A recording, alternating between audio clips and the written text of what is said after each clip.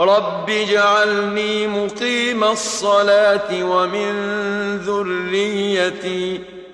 ربنا وتقبل دعاء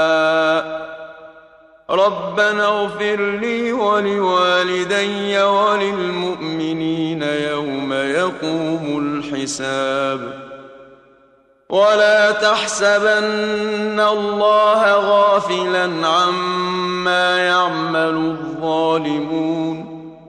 إنما يؤخرهم ليوم تشخص فيه الأبصار مهطعين مقنعي رؤوسهم لا يرتد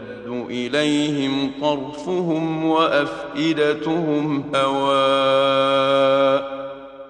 وأنذر الناس يوم يأتيهم العذاب فيقول